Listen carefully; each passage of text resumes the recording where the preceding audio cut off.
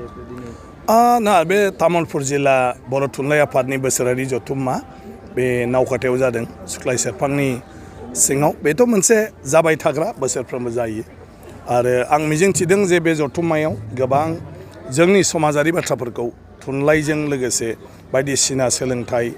माने बिथिंफ्राव जेफोर माखासे मावनो गोनां हाबाफोर दं बेफोरखौ निश्चय सावरायदों आरो बेखौ मावफुंलांनायनि बा माब्रैहाय जों बेफोरखौ फोसाबनानै लानो हायो बेफोरनि सायाव थारैनो माखासे थांखिफोर हयथ' नाजावदों आरो बेफोरखौ लानानै खामानि मावोबा आं सानो जे बर' थुनलाइ आफादा बर' माने हारिनि गेजेराव जोंनि माने राव थुनलाइ हारिमु बेजों लोगोसे जोंनि सोलोंथाइखौ जिहेतु थुनलाइ आफादा नायो बेफोर बिथिङावबो गोबां मोनसे मा होनो सोलायनाय लाबोनो हागोन आरो दावगानाय लाबोनो हागोन आरो बाथ्राया बेल' थुनलाइ आफादा सावरायब्लाल' जाया थांखि लाब्लाल' जाया गासै बर' रायजो राजाफ्रानो बर' थुनलाइ आफादनि थांखि लानायफोरखौ गनायनानै सोलिनांगौ आरो मावफुंनायाव मदद होनांगौ। सार नोंथांखौ जों नुनो मोनदों बर' बिजोंनि सायाव गोबां खामानि मावनाय नुनो मोनो बे बिथिङाव मा बुंनो सार? ना दाथ' गासिबो बाथ्राफ्रानो सोनारो जोंनि रायजो राजाफोरनि माने इनिसियेटिभआवबो बाथ्राया जाहैबाय अलरेडि बर' बिजोङा दिनै मा होनो 12 खलबसिम क्लास 12 सिम दिनै जाबाय बेनि बादै साबजेक्ट हिसाबै जोंहा MA सिम दं आरो इउनिभारसिटियाव दिनै PhD खालामनो हानायबो जाबाय माने बर' साबजेक्टआ आरोखि दा गासिबो दंखाजोबसै बेवहाय मा नांदेरगौ दा बर' PhD खालामनायाव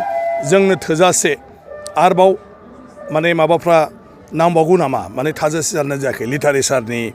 बिथिङाव बेफोरखौ जोङो नायनांगोन आरो दिनै 12 खलबसिम फरायनायनि बेलायाव फरायसाफोरनि मोन्दांथिया मा बिसोरनो जों माबायदि आरो सापर्ट खालामनो हायो सहाय खालामनो हायो जे बर' बिजोंजों फरायनायनि गेजेरावनो बिसोर जाहाथे मेजर लानानै फरायहैनो हायो बायदिसिना साबजेक्टआव डिग्रियाव थ' बिसोरो फिन उसुबिदा जादों नामा उसुबिदाबा मा उसुबिदा आरो बे उसुबिदाखौ बोखारनांगौबा मा खालामनांगौ गतिके बेफोरखौ जोङो नायनानै मावलांनांगोन आरो बे बेलायाव बिमा बिफायाबो नोजोर होनांगोन गाव गावनि गथाया फरायदों जिहेतु बिसोरसो सानफ्रामबो मोनथिगोन आरो बिसोर जिहेतु बिगोमा गार्जियान बिसोर बर' थुनलाइ आफाद बा बर'नि गुबुन गुबुन आफादफोरजों सोमोन्दो लाखिनानै बेफोर बाथ्राखौ बुङोब्ला आं सानो बेफोर जेंनाफोरखौबो लासै लासै गासैखौबो बोस्रांलांनो हागौ। सार दायो बर' बिजोंनि बेलायाव गोबां जेंना सोमजियो जेरैबायदि फरायसालिनि फोरोंगिरि थिसननाय बा बिजाब मोनै बायदिसिना जेंना सोमजिनाय नुबाय थायो बे बिथिङाव सारा मा बुङो? आं बेखौनो होनदों बेफोर गासिबो बिफानारि खामानि बुंनो थाङोब्ला बेफोरथ' थानो नाङा नाथाय मानो थादों बेखौ जों बिबानाव दंजोबसै दा बड'लेण्डआव जोंहा सरकार दं सोलोंथाइ बिफान दं गतिके बड'लेण्डआव जोंनि गासैबो बर' हारिनि राव थुनलाइ आरो बिजोंखौ लानानै सानबोनाय मावबोनाय मानसिफ्रानो दंलायलायो जों एसे बबे जाहोननि थाखाय बेफोर जादों बेखौ नायोब्ला आं सानो